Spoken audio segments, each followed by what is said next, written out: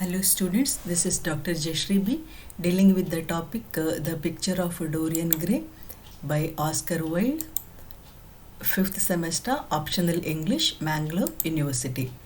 Now as you know, Picture of Dorian Gray is a representative work of early modernity. Though Oscar Wilde belongs to 19th century, the themes discussed in the novel, they are quite modern in spirit. We assume modernity to have begun around 1900. No? So the novel was written in the year 1890. So it has quite a lot of elements of modernity. So in the novel you could see the dichotomy of art, literature and also the dangers involved in the art for art's sake movement. So this art for art's sake movement, aestheticism, pre-Raphaelite movement, they are sort of interconnected.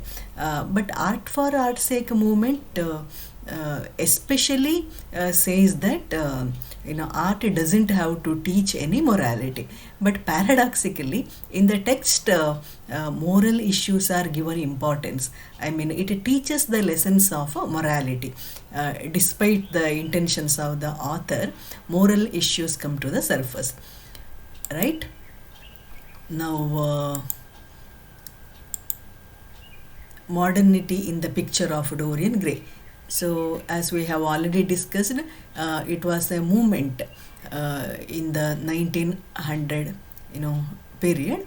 As you know, like all other movements, it originated in art. I hope you are familiar with the surrealism, expressionism, impressionism, which paid importance to psychological reality. I mean, suppose you see a picture, what is your impression after watching the painting? So they used colors, background in such a manner that they create certain ripples on the mind of the readers. Another important feature of modernity is subjectivity. Individual characteristics, individual emotions getting upper hand.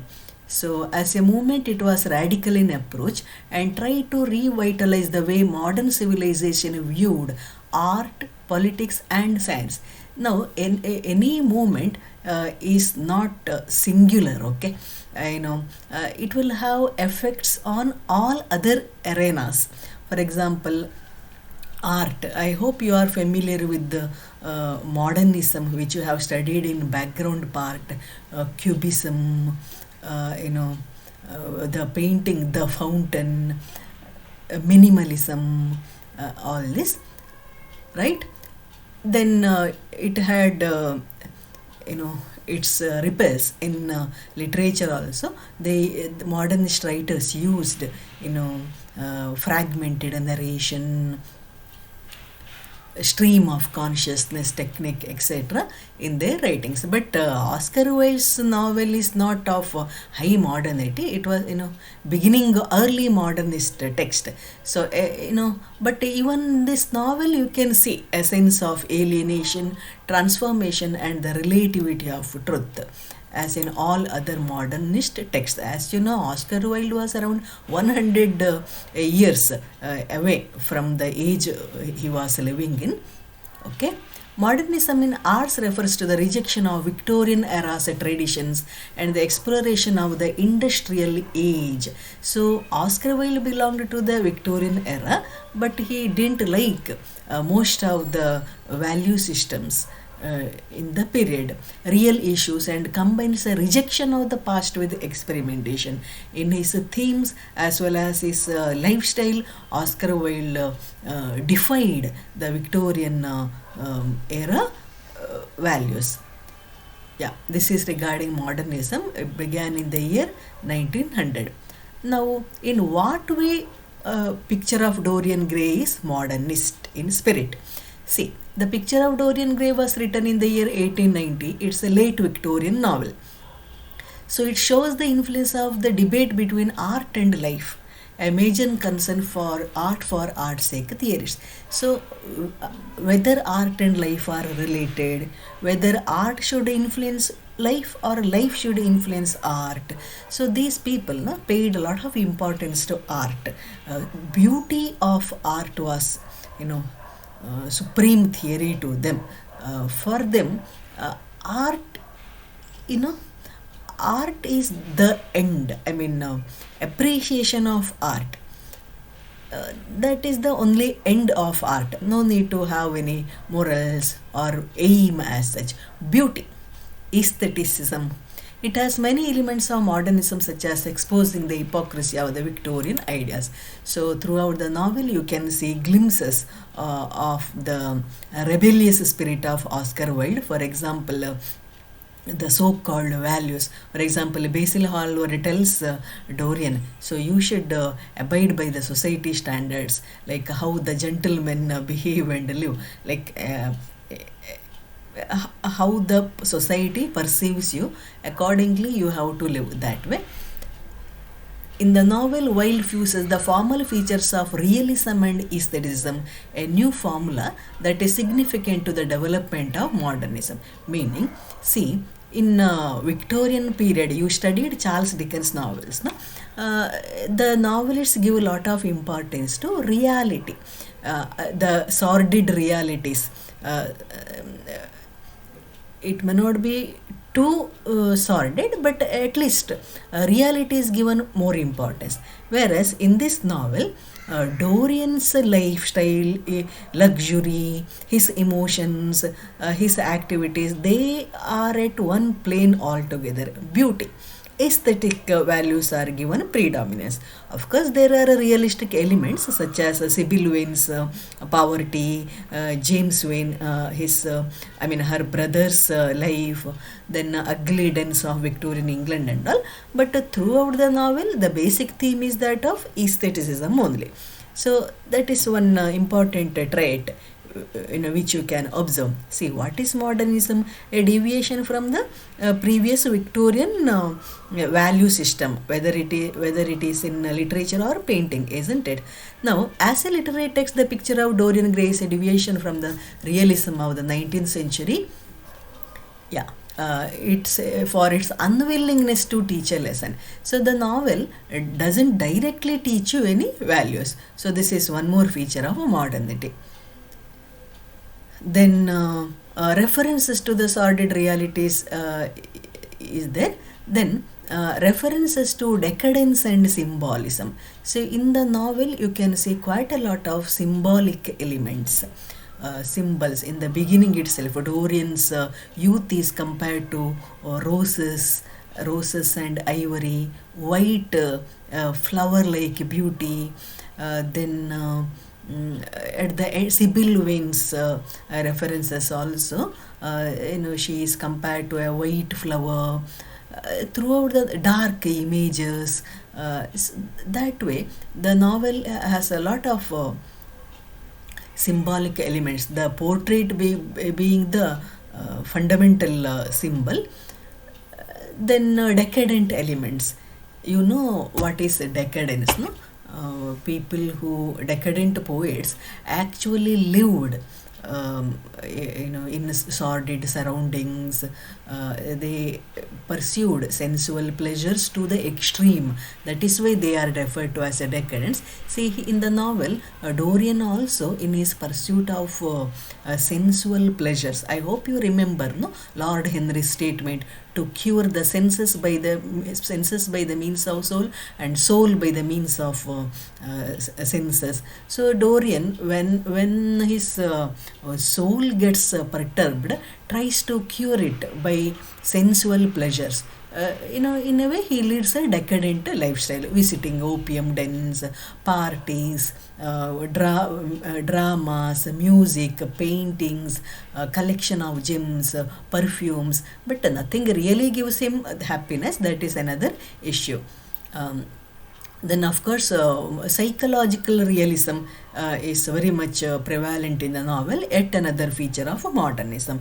As you know, in the earlier texts, psychological issues were not given importance. Though psychological tribulations were narrated, you know, uh, violences within the soul, layers of psychological truths were not explored as such. And in this novel, you can see glimpses of psychological torture, the protagonist being haunted by guilt, which again is a characteristic feature of modernism. Yeah. Now, another very important theme which makes a picture of Dorian Gray a modernist text is its a non-traditional sexuality. As you know, the novel was banned. It was it created a huge scandal during the Victorian period. So, non-traditional hero. Uh, Homosexuality was considered a sin at that time. Oscar Wilde was imprisoned for this crime. See, as postmodern readers, we may not find it to be so scandalous, but at that time it was considered against the Bible, against religion, and the text had undergone many variations. Editing to be in this form. Yeah. Now, psychological conflict between hedonism and spirituality. You know what is hedonism, no? Excessive pursuit of pleasure. Spirituality. Now, again, no didactic elements in narration. So, narration is chronological in order, but the themes explored, and the defiance of giving moral defense of, the writer deliberately doesn't want to give a moral lesson. Yeah. So two themes are very important in this novel. One is the elements of modernity. Second one, elements of tragedy. See, the novel is a tragedy in a way, as it uses the idea of tragic flaw. I hope you know about the tragic hero, Aristotelian tragic hero. No, the hero will be of aristocratic lineage. He will be handsome and courageous even, but he will fall from such a great height to depths of misery, mainly because of his own tragic flaw. He will have some weakness. Yeah. And he will have obstacles which he will not be able to conquer. So in the novel also, Dorian, despite his best efforts, cannot become moral. See, the portrait is the climax.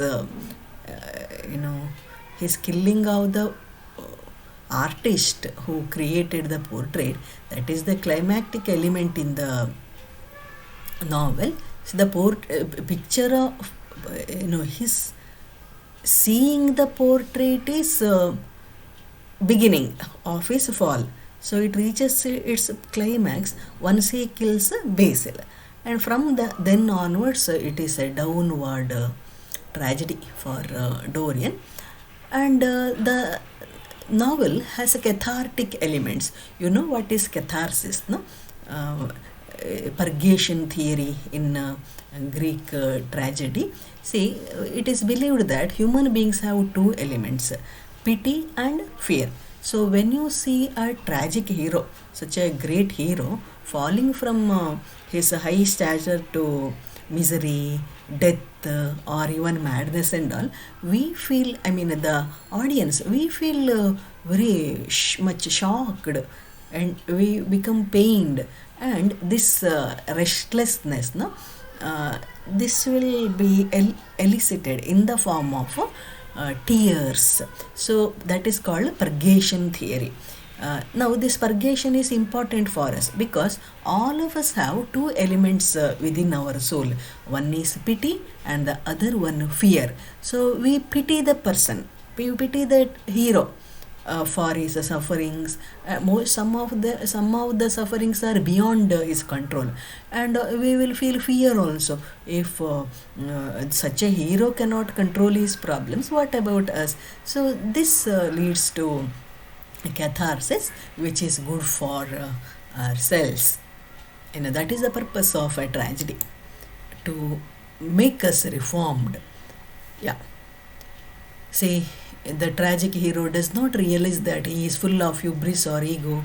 He is of noble nature. See, Dorian Gray belongs to aristocratic lineage. Lord Kelso's grandson contains the tragic flaw of pride or vanity. See, in the beginning, of course, Dorian doesn't have pride. He is very innocent, like a white flower.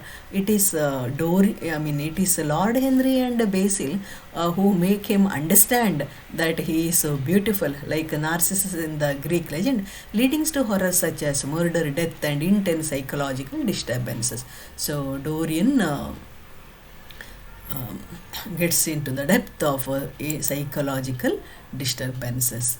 Like he commits quite a lot of crimes, doesn't he? Right from rejecting Sybil Vane, leading to her death, afterwards killing Basil Hallward. Uh, he has spoiled many people's lives, Alan Campbell, many young boys. Then again, he is responsible for the death of James Wayne indirectly. So, all in all, it is a life wasted. See, when we see a tragedy, we feel a life which could have become a model, gets destroyed. So, in this novel also, you feel the same feeling. I mean, tragedy. I hope you understood the concept of modernity and tragedy in this novel. So, when you write essays, you have to quote many instances from the textbook which show Oscar Wilde as a modernist in spirit. First one, the themes mentioned in the novel and the treatment of the topics, and regarding the tragic flaws, how Dorian falls into his tragic elements in the novel. Okay, thank you.